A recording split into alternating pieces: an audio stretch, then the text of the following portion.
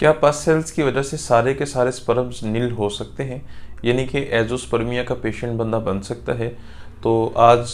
जो लोग पस की वजह से या वैसे एजोस्पर्मिया के पेशेंट्स हैं, इंशाल्लाह मेरी कोशिश है कि आज उनको जो है ना तसल्ली बख्श जवाब दिया जाए। तो होता कुछ यूँ है, सीमन के अंदर काफ़ी देर से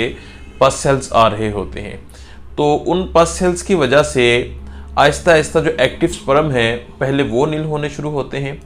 और फिर आहिस्ता आहिस्ता स्पर्म्स का जो काउंट है वो लो होना शुरू होता है। फिर एक टाइम आता है कि स्पर्म्स जो हैं वो भी टोटल नील हो जाते हैं, ना कोई जिंदा स्पर्म रहता है ना कोई मुर्दा स्पर्म रहता है। मैंने 2 पेशेंट अल्हम्दुलिल्लाह 2 से 3 पेशेंट अभी रिसेंटली देखे हैं, पुराने पेशेंट्स की बात नहीं कर रहा। मेरे पास जो एजोस्पर्मिया का पेशेंट आता है, यानी कि उसका सब कुछ नील होता है और उसके अंदर पस आ रही हो, तो मैं उनसे यही कहता हूं कि 50-50%